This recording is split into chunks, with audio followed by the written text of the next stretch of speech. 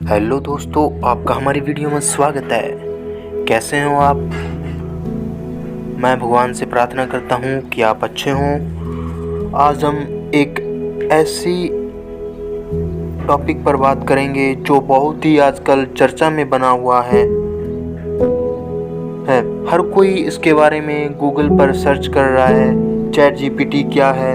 आज हम chat GPT के बारे में चर्चा करेंगे। इसका क्या यूज़ है, इसके क्या बेनिफिट्स हैं, किस प्रकार से हम इसका लाभ उठा सकते हैं। चैट जीपीटी इन दिनों काफ़ी चर्चा में बना हुआ है। टेक वर्ल्ड में यह टर्म आजकल हर किसी की जुबान पर बना हुआ है। आपने भी कहीं ना कहीं इसके बारे में ज़रूर सुना होगा, इस्तेमाल भले अब तक नहीं कर पाए हों। ऐसा कहा जा रहा है कि आने वाले समय में चैटबॉट गूगल और दूसरे सर्च इंजनों की प्रासंगिकता को ख़त्म कर सकता है।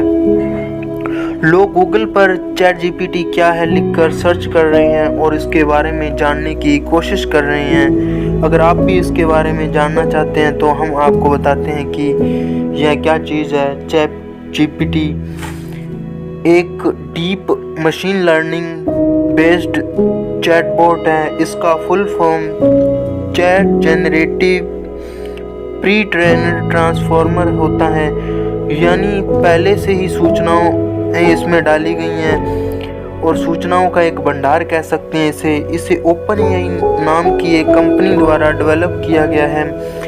यह एक ऐसा चैटबॉट है जो यूजर द्वारा पूछे गए सवाल को समझकर पूरी सटीकता के साथ जवाब तैयार कर उसके सामने रख देता है। चैट जीपीटी की खासियत क्या है? चैट जीपीटी को 30 नवंबर 2022 को लॉन्च किया गया था और चैट जीपीटी जैसे चैटबॉट बड़ी मात्रा में डाटा और कंप्यूटिंग तकनीकों के द्वारा संचालित होते हैं। ऐसा इसलिए ताकि शब्दों को सार्थक तरीके से एक साथ जोड़ने के बाद कोई जवाब दिया जा सके। ये जानकारी के साथ शब्दावली का इस्तेमाल तो करते ही हैं, शब्दों को उनके सही संदर्भ में समझते हैं। गूगल और मेटा सहित दूसरी तकनीकी कंपनियों ने भी ऐसे मॉडल डेवलप किए हैं जो ऐसे प्रोग्राम के इस्तेमाल से सवालों का जवाब देते हैं। वहीं ओपनएआई ने जो चैट जीपीटी इंटरफेस तैयार किया है वह आम जनता की सीधी पहुंच में है। गूगल से कितना अलग है चैट जीपीटी, इसके बारे में भी चर्चा करेंगे हम।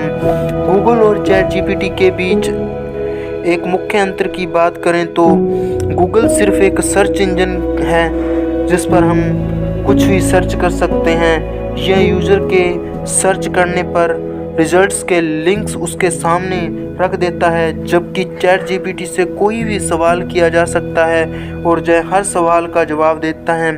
और artificial program chat GPT user से पूछता है कि वह दी गई जानकारी से संतुष्ट है या नहीं का चयन करने पर चैट जीपीटी अपने डेटा में बदलाव कर नया डाटा प्रोवाइड करवाता है। यह बार बार अपने रिजल्ट्स में सुधार करता है जब तक कि यूज़र को संतुष्ट ना हो जाए जो जानकारी चाहिए थी। चैट जीपीटी से गूगल को क्या खतरा हो सकता है? चैट जीपीटी से कोई भी सवाल किया जा सकता है और यह आर्टिफिशियल इंटेलिजेंस के माध्यम से जवाब तैयार कर उसे यूज़र्स के सामने रख देता है, जबकि गूगल पर अपने सवालों का उत्तर ढूंढने के लिए हमें कई विकल्पों से होकर गुजरना पड़ता है। ऐसे में सही जवाब तक पहुंचने के लिए हमें कई बार 5 से 10 वेबसाइट से होकर गुजरना पड़ता है। वहीं चैट जीपीटी आपके उन्हीं सवालों का जवाब सटीक ढंग से बिना किसी देरी के देता है। टेक इंडस्ट्री में गूगल की प्रतिस्पर्धी कंपनी माइक्रोसॉफ्ट ने चैट जीपीटी पर 10 अरब के निवेश का ऐलान किया है। जाहिर है गूगल को एआई के बेस्ट इस टूल से खतरा महसूस हो रहा है। चैट जीपीटी की कैसी हुई थी शुरुआत? इंटरनेट पर मौजूद जानकारी की माने तो चैट जीपीटी की शुरुआत साल 2015 में सैम ऑल्टमैन और एलन मस्क नाम ने मिलकर की थी। तब यह एक नॉन प्रॉफिटेबल कंपनी थी, लेकिन 2017-18 में इससे अलग हो गए। एलन मस्क के अलग होने के बाद माइक्रोसॉफ्ट कंपनी के मालिक बिल गेट्स ने इसमें बड़ा निवेश किया। कंपनी ने 30 नवंबर 2022 को इसे प्रोटोटाइप के तौर पर लॉन्च कर दिया और ओपनएआई के चीफ सैम ऑल्टमैन ही हैं। और चैट जीपीटी कैसे यूज़ कर सकते हैं? चैट जीपीटी का इस्तेमाल करने के लिए पहले इसकी आधिकारिक वेबसाइट पर जाना होगा, वहाँ पर अपना एक अकाउंट बनाना होगा। इसके बाद चैट जीपीटी का इस्तेमाल किया जा सकता है। चैट जीपीटी की वेबसाइट है chat.openai.com है।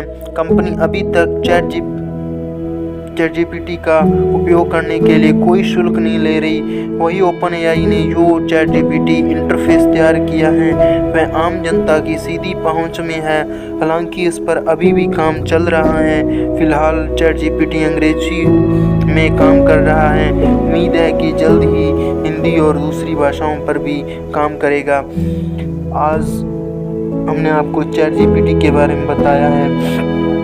यह एक गूगल की तरह एक टूल है जो कि सूचनाओं का भंडार है, प्री ट्रेन्ड है, एक सूचनाओं के भंडार की तरह कार्य करता है। इससे किसी भी प्रकार की जानकारी प्राप्त कर सकते हैं। आने वाले समय में यह गूगल की प्रासंगिकता के लिए खतरा साबित हो सकता है और गूगल को एक कड़ी टक्कर दे सकता है।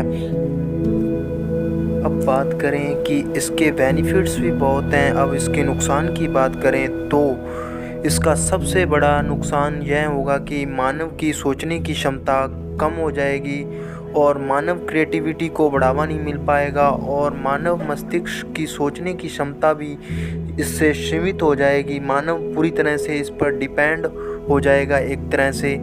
यह सबसे बड़ा इसका खतरा है।